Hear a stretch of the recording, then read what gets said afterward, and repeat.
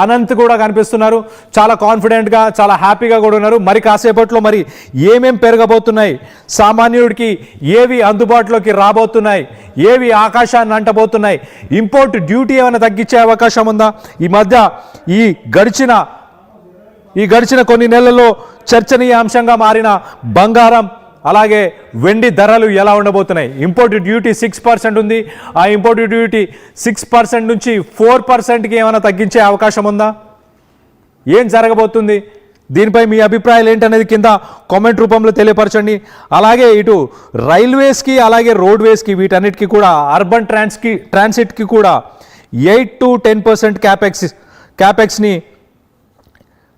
క్యాపెక్స్ని allocate చేయబోతున్నట్టు తెలుస్తుంది. So మొత్తం మీద స్పీడ్ రైల్ కారిడార్స్ అంటే ఇటు వందే భారత్కి సంబంధించిన ట్రైన్స్ అలాగే అర్బన్ ట్రాన్సిట్ అంటే మెట్రో సర్వీసెస్ని కూడా మిగతా నగరాలకు కూడా పొడిగించే అవకాశం ఉన్నట్టు కూడా తెలుస్తుంది. సో మొత్తం మీద ఇటు మ్యానుఫ్యాక్చరింగ్కి కూడా ప్రొడక్షన్ లింక్డ్ ఇన్సెంటివ్ స్కీమ్స్ని, ఇటు new sectors like chemicals and toys అలాగే ప్రస్తుతానికి డ్యూటీ స్ట్రక్చర్స్ ఏవైతే ఎలక్ట్రానిక్స్ మీద సంబంధించి అంటే ఇటు సెల్ ఫోన్స్ అలాగే ల్యాప్టాప్స్ మీద ఏదైతే డ్యూటీ స్ట్రక్చర్స్ ఉన్నాయో వాటిని కూడా తగ్గించే అవకాశం ఉన్నట్టు తెలుస్తుంది. అలాగే న్యూక్లియర్ పవర్కి సంబంధించిన స్టార్టప్స్ అలాగే battery energy storage systems and green హైడ్రోజన్కి సంబంధించిన స్టార్టప్స్ మీద మేజర్ ఇన్సెంటివ్స్ ఉండబోతున్నట్టు తెలుస్తుంది. సో మొత్తం మీద గ్రీనర్ ఎకానమీ అని ఇప్పుడు భారత్ ఒక ఎమర్జింగ్ గ్రీన్ ఎకానమీ అని చెప్పుకోవచ్చు. సో గ్రీన్ ఎనర్జీ మీద కాన్సన్ట్రేట్ చేస్తున్నారు, at the same time infrastructure మీద కాన్సన్ట్రేట్ చేస్తున్నారు. అలాగే అగ్రికల్చర్ గురించి మనం ఒకసారి చూస్తే కనుక climate resilient seeds and regenerative farming మీద ఎక్కువ మోతాదులో డబ్బులు అలొకేట్ చేయబోతున్నట్టు తెలుస్తుంది. సో క్లైమేట్ రిసైలెంట్ ఈ మధ్యకాలంలో ఋతుపవనాలు మారుతున్న క్రమంలో ఇటు అన్ని రకాల వాతావరణాన్ని తట్టుకునే విత్తనాలను ఎవరైతే ప్రొడ్యూస్ చేసే అవకాశం ఉందో వాళ్ళకి అలాగే ఇటు digital public infrastructure for farmers, digital public ఇన్ఫ్రాస్ట్రక్చర్ని కూడా ఎవరైతే డెవలప్ చేయబోతున్నారో అంటే వ్యవసాయం చేసే రైతులకి వాళ్ళు కొనుగోలు చేసుకోవడానికి కానీ అమ్ముకోవడానికి కానీ దీనికి సంబంధించి డిజిటల్ పబ్లిక్ ఇన్ఫ్రాస్ట్రక్చర్ని ఎవరైతే స్కేల్ చేయబోతున్నారో వాళ్ళకి కూడా కొంత ఫండింగ్ని వాళ్ళకు కూడా కొంత ఊరటనిచ్చే అవకాశం ఉన్నట్టు కూడా తెలుస్తుంది. ఇటు జిఎస్టీకి సంబంధించి మనం చూస్తే కనుక జిఎస్టీలో ఎలాంటి మార్పులు చేర్పులు ఉండబోతున్నాయి అన్న దానిపై కూడా కొంత ఉత్కంఠం నెలకొని ఉంది. ఇటు వర్కింగ్ క్యాపిటల్ ట్రాప్లో ఎవరైతే చిన్న తరహా స్థాయిలో ఉన్న బిజినెస్లు ఉన్నాయో వాళ్ళకి కొంత జిఎస్టీని సింప్లిఫై చేస్తూ వాళ్ళకి కూడా కొంత క్రెడిట్ని ఇచ్చే ఆలోచనలో కేంద్ర ప్రభుత్వం ఉన్నట్టు తెలుస్తుంది. అలాగే ఆర్టిఫిషియల్ ఇంటెలిజెన్స్ అండ్ టెక్నాలజీకి సంబంధించి ఆర్టిఫిషియల్ ఇంటెలిజెన్స్ అండ్ టెక్నాలజీలో ఎవరైతే రీసెర్చ్ చేస్తున్నారో అలాగే రోబోటిక్స్కి సంబంధించి ఎవరైతే స్టార్టప్స్ని నిర్వహించబోతున్నారో వాళ్ళందరికీ కూడా కొంత ఊరటని ఇచ్చే ఆలోచనలు కేంద్ర ప్రభుత్వం ఉన్నట్టు తెలుస్తుంది. ఎక్స్క్లూజివ్ విజువల్స్ చూస్తున్నాం ఇప్పుడు పార్లమెంట్ కారిడార్ పరిసర ప్రాంతాల్లో. ఇటు బడ్జెట్కి సంబంధించిన ఆ ఫైల్ని ఇటు నిర్మలా సీతారామన్ ఇటు మీడియాకి చూపిస్తూ చాలా కాన్ఫిడెంట్గా స్మైల్ చేస్తూ తనతో పాటు ఇటు చీఫ్ ఎకనామిక్ అడ్వైజర్ అనంత్ అలాగే ఇటు ఫైనాన్స్ కమిటీకి సంబంధించిన వ్యక్తులు వాళ్ళందరూ కూడా ఉన్నారు. మొత్తానికైతే ఆ కారిడార్లో వాక్ చేస్తూ వెళ్తున్నారు. మరి కాసేపట్లో బడ్జెట్ని ఇంట్రొడ్యూస్ చేయబోతున్నారు. మరి బంగారం ధరలు ఎలా ఉండబోతున్నాయి, అలాగే పెట్రోల్ డీజిల్ ధరలు పెరగబోతున్నాయా, ఎంత పెరగబోతున్నాయి, అలాగే ఎలక్ట్రిక్ వెహికల్స్కి సంబంధించిన ధరలు ఎలా ఉండబోతున్నాయి, అలాగే హోమ్ లోన్స్ ఈఎంఐస్కి సంబంధించి ఎలాంటి చార్జెస్ అప్లికేబుల్ అవ్వబోతున్నాయి, ఇటు సీనియర్ సిటిజన్స్కి అలాగే వర్కింగ్ క్లాస్కి ఎస్పెషలీ మిడిల్ క్లాస్లో ఉన్న వాళ్ళకి అలాగే లోవర్ ఇన్కమ్ గ్రూప్లో ఉన్న వాళ్ళందరికీ కూడా ప్రభుత్వం ఎలాంటి పాలసీస్ ఎలాంటి చేంజెస్ని తీసుకురాబోతున్నారు, ఎలాంటి ట్యాక్స్ బెనిఫిట్స్ని తీసుకురాబోతున్నారు, దీనిపై కొంత ఉత్కంఠం అయితే నెలకొనుంది. మీరు ఎలాంటి రిలీఫ్, ఎలాంటి ట్యాక్సేషన్, ఎలాంటి బెనిఫిట్స్ని ప్రభుత్వం నుంచి ఎక్స్పెక్ట్ చేస్తున్నారు, ఎలాంటి బెనిఫిట్స్ని ఆశిస్తున్నారు అన్నది కింద కామెంట్ రూపంలో తెలియపరచండి.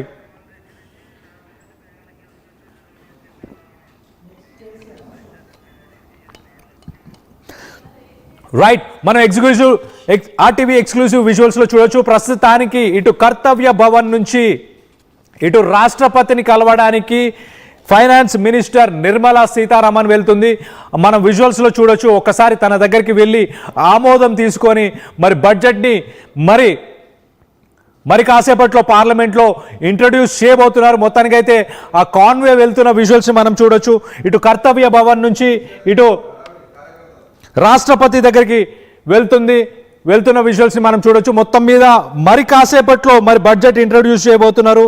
ఈసారి బడ్జెట్లో టాక్సేషన్కి సంబంధించిన స్లాబ్స్లో ఎలాంటి మార్పులు చేర్పులు జరగబోతున్నాయి ఒకసారి మనం చూస్తే కనుక ఇటు ఇన్ఫ్లేషన్ని ఆర్థిక మాంద్యాన్ని దృష్టిలో పెట్టుకొని మరి స్లాబ్స్లో ఎలాంటి చేంజెస్ తీసుకురాబోతున్నారు దానిపై కొంత ఉత్కంఠం అయితే నెలకొని ఉంది. ఇటు 24 లక్షల నుంచి 30 లక్షల స్లాబ్కి సంబంధించి 30% ట్యాక్స్ బ్రాకెట్ ఏదైతే ఉందో దాంట్లో ఎలాంటి మార్పులు చేర్పులు ఉండబోతున్నాయి. అలాగే శాలరీడ్ ఎంప్లాయీస్ ఎవరైతే ఉన్నారో వాళ్ళకి హైక్స్కి సంబంధించి డిడక్షన్ ఏదైతే ఉందో 75,000 నుంచి ₹1,00,000 సంబంధించి హైక్ ఎవరికైతే శాలరీడ్ ఎంప్లాయీస్కి హైక్ ఉందో వాళ్ళకి ఏమైనా ఇమీడియట్గా రిలీఫ్ ఇవ్వబోతున్నారా? అలాగే old tax regime section 80C అలాగే 80Dకి సంబంధించిన బెనిఫిట్స్ని కంటిన్యూ చేయబోతున్నారా లేకపోతే వాటిని ఫేజ్ అవుట్ చేయబోతున్నారా? దీనిపై కొంత ఉత్కంఠం అయితే నెలకొంది. దీనికి సంబంధించి మీరేమనుకుంటున్నారు? ఎలాంటి ట్యాక్స్ స్లాబ్స్లో ఎలాంటి మార్పులు చేర్పులు ఉండబోతున్నాయి అన్న దానిపై మీ అభిప్రాయాలని కింద కామెంట్ రూపంలో తెలియపరచండి. ఎక్స్క్లూజివ్ విజువల్స్లో చూస్తున్నాం. ఇటు 2025-2026కి సంబంధించిన యూనియన్ బడ్జెట్కి సంబంధించిన ఫైల్ని ఇటు కర్తవ్య భవన్ దగ్గర మీడియాతో పంచుకున్నారు, మీడియాకు చూపించారు. ఇటు నిర్మలా సీతారామన్ ఫైనాన్స్ మినిస్టర్ నిర్మలా సీతారామన్ తర్వాత తను ఇటు రాష్ట్రపతి దగ్గరికి వెళ్ళి ఆమోదం తీసుకోవడానికి ఇటు కర్తవ్య భవన్ నుంచి వెళ్తున్న ఆ కాన్వేకి సంబంధించిన విజువల్స్ని కూడా మనం చూడొచ్చు. మరి కాసేపట్లోనే ఇటు బడ్జెట్ని ఇటు పార్లమెంట్లో ప్రవేశపెట్టబోతున్నారు. దీనికి సంబంధించి మీరేమనుకుంటున్నారు? మీ అభిప్రాయాలను కింద కామెంట్ రూపంలో తెలియపరచండి. ఇటు బడ్జెట్లో మన మిడిల్ క్లాస్కి రిలీఫ్ ఉండబోతుందా అన్న దానిపై మీరేమనుకుంటున్నారు? మీ అభిప్రాయాలను కింద కామెంట్ రూపంలో తెలియపరచండి. 2027 2028 మనం ఒకసారి చూస్తే కనుక 2028లో మరొకసారి ఏజ్ బోర్డ్కి సంబంధించి మార్పులు చేర్పులు జరగబోతున్నాయి. అలాగే 2027లో ఏరియల్స్ని పే చేయాల్సిన పరిస్థితి ఉంది. సో మొత్తం మీద 2026లో గవర్నమెంట్ పాలసీ మేకింగ్లో ఏమైనా రిస్కులు తీసుకునే అవకాశం ప్రస్తుతానికి ఉంది. సో ఇలాంటి సమయంలో ఏం చేయబోతుంది ప్రభుత్వం, కేంద్ర ప్రభుత్వం అన్న దానిపై మీ అభిప్రాయాలను కింద కామెంట్ రూపంలో తెలియపరచండి.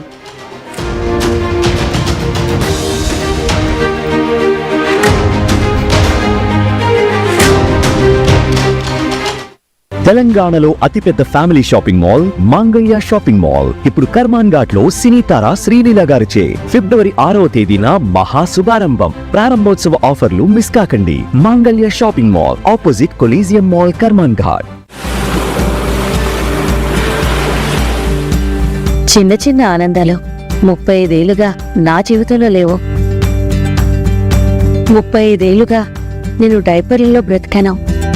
6 సెంటీమీటర్ల ఫిస్టులా నా మూత్రాశయంలో లీక్ కారణమైంది. ఎవరూ నాకు సహాయం చేయలేకపోయారు. ఏఐఎన్యూలో వైద్యులను కలిసే వరకు అక్కడ వారు రోబోటిక్ శస్త్రచికిత్సతో నాకు పరిష్కారం ఇచ్చారు. వారు నా ఆత్మవిశ్వాసాన్ని కూడా తిరిగిచ్చారు. Precision care makes it possible. The Center for Robotic Surgery at AINU.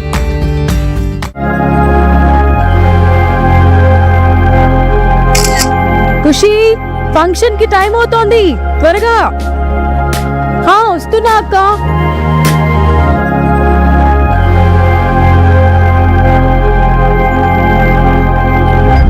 Phone కి ఫిల్టర్ ఉంది కానీ అద్దానికి లేదు.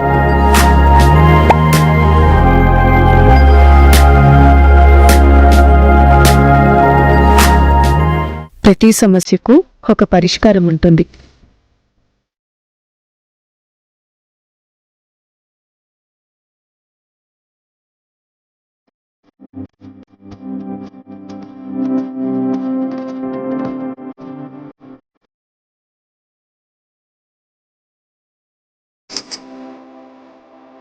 Same dress, same vibe.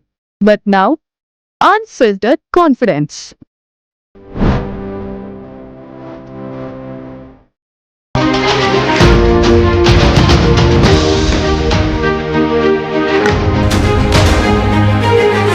Breaking news చూస్తున్నాం. నిర్మలా సీతారామన్ ఫైనాన్స్ మినిస్టర్ ప్రస్తుతానికి పార్లమెంట్కి చేరుకున్నారు. మరి కేంద్ర బడ్జెట్ మిడిల్ క్లాస్కి రిలీఫ్ ఇవ్వబోతుందా? పెరిగేవి ఏవి, తగ్గేవి ఏవి? ఒకసారి మనం చూస్తే కనుక ఇటు ఇన్కమ్ ట్యాక్స్ మినహాయింపులతో ఉద్యోగులకు రిలీఫ్ ఇవ్వబోతుందా? తగ్గనున్నాయి ప్రస్తుతానికి హోమ్ లోన్స్, అలాగే ఈఎంఐస్ లోన్ ఛార్జెస్ కూడా తగ్గబోతున్నట్టు తెలుస్తుంది. తగ్గనున్నాయి ఎలక్ట్రిక్ వెహికల్స్కి సంబంధించిన ధరలు, అలాగే ఇటు ఫోన్స్, ల్యాప్టాప్స్ వీటి రేట్లు కూడా తగ్గబోతున్నాయి. ఎట్ ద సేమ్ టైం పెరగనున్నాయి పెట్రోల్, డీజిల్ ధరలు, అలాగే కార్ల రేట్లు కూడా పెరగబోతున్నట్టు తెలుస్తుంది. సో మొత్తం మీద ఇటు బడ్జెట్ సమావేశం ప్రారంభం అవ్వబోతుంది. ఇటు పార్లమెంట్కి ఇటు ఫైనాన్స్ మినిస్టర్ నిర్మలా సీతారామన్ చేరుకున్నారు. మరి కాసేపట్లో ఇటు ప్రతిపక్షాలు అలాగే మిగతా నాయకులందరూ కూడా చేరుకోబోతున్నారు. మరి కొంతసేపట్లోనే ఇటు బడ్జెట్ని ఇంట్రడ్యూస్ చేయబోతున్నారు పార్లమెంట్లో నిర్మలా సీతారామన్. జనవరి 28న ఇటు నిర్మలా సీతారామన్ ఎకనామిక్ సర్వేని పార్లమెంట్లో ఇంట్రడ్యూస్ చేశారు. అప్పుడు చాలా క్లియర్గా ఇటు రానున్న రోజుల్లో మరి బడ్జెట్కి సంబంధించి ఇటు టారిఫ్స్, ఇటు ట్యాక్సులు ఎలా ఉండబోతున్నాయి అనేది ఒక పిక్చర్ ఇచ్చే ప్రయత్నం చేస్తాను, మీకు ఒక అందాజాగా చెప్పే ప్రయత్నం చేస్తాను. ఒకసారి మనం చూస్తే కనుక ఇటు ఇన్కమ్ ట్యాక్స్కి సంబంధించి స్లాబ్లో ఎలాంటి చేంజెస్ ఉండబోతున్నాయి ఒకసారి మనం చూస్తే కనుక ఇటు గతంలో 12.75 lakhs 12,75,000 దాకా ఎవరైతే సంపాదిస్తున్నారో వాళ్ళకి ఇన్కమ్ ట్యాక్స్ డిడక్షన్ అనేది రెడ్యూస్ చేసేశారు. సో స్లాబ్ రేషనలైజేషన్ ఒకసారి మనం చూస్తే కనుక 30% ట్యాక్స్ బ్రాకెట్ ఎవరైతే 24 లక్షల నుంచి 30 లక్షలు సంపాదించబోతున్నారో వాళ్ళని కూడా ఈ ట్యాక్స్లోకి 30% ట్యాక్స్ బ్రాకెట్లోకి తీసుకురాబోతున్నారా? ఒకసారి ఓల్డ్ ట్యాక్స్ రెజిమ్ ఒకసారి మనం చూస్తే కనుక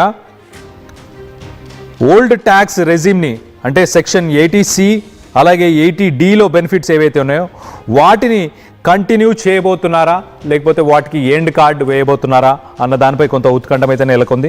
ఇటు హౌసింగ్ అండ్ రియల్ ఎస్టేట్ గురించి మనం ఒక్కసారి చూస్తే కనుక ఇటు హౌసింగ్ అండ్ రియల్ ఎస్టేట్కి సంబంధించి సెక్షన్ 24B ప్రకారం ఇంట్రెస్ట్ డిడక్షన్ లిమిట్ని 2 లక్షల నుంచి 3 లక్షలకి పెంచే అవకాశం ఉన్నట్టు తెలుస్తుంది. అలాగే ఇటు టైర్ 1 సిటీస్లో అంటే మేజర్ మెట్రోపాలిటన్ సిటీస్లో ఇటు హైదరాబాద్, ముంబై, ఢిల్లీ, కోల్కతా, చెన్నై ఇలాంటి నగరాల్లో అఫోర్డబుల్ హౌసింగ్ అంటే గతంలో మనం చూస్తే 2015లో 50 లక్షలలో ఇల్లు ఒక ఇండిపెండెంట్ ఇల్లుని కొనుగోలు చేసుకునే అవకాశం ఉండేది. 50 లక్షలలో కొనుగోలు చేసుకునే ఇల్లులు 50% అప్పుడు ఉండేవి. ఇప్పుడు ప్రస్తుతానికి 50 లక్షలలో అందుబాటులోకి వస్తున్న ఇల్లులు ఓన్లీ 17% మాత్రమే ప్రస్తుతానికి దేశంలో ఉన్నట్టు తెలుస్తుంది. సో అఫోర్డబుల్ హౌసింగ్ అంటే అందుబాటులో ఉండేలాగా ఇల్లులని ప్లాన్ చేసే విధంగా టైర్ 1 సిటీస్లో ఎస్పెషల్లీ మేజర్ మెట్రోపాలిటన్ సిటీస్ అని చెప్పుకోవచ్చు. ఆ సిటీస్లో మరి ఆ టాక్సేషన్కి సంబంధించి అలాంటి హౌసింగ్ని తీసుకొచ్చే ప్రయత్నం కేంద్ర ప్రభుత్వం చేయబోతున్నట్టు తెలుస్తుంది. అలాగే సీనియర్ సిటిజన్స్ను హెల్త్ కేర్కి సంబంధించి ఒకసారి మనం చూస్తే కనుక ఎక్స్పెక్టేషన్స్ ఇటు హెల్త్ ఇన్సూరెన్స్ మీద ప్రీమియం డిడక్షన్స్ ఏవైతే కొత్త ట్యాక్స్ రెజిమ్లో ఉన్నాయో ప్రస్తుతానికి అవి లేవు, వాటిని తీసుకొచ్చే ప్రయత్నం చేయబోతున్నట్టు తెలుస్తుంది. అలాగే tax free status for annuity income from NPS to encourage long-term retirement planning. So national pension scheme ద్వారా ప్రతి సంవత్సరం ఏదైతే ఇన్కమ్ వస్తుందో ఆ ఇన్కమ్ మీద ట్యాక్స్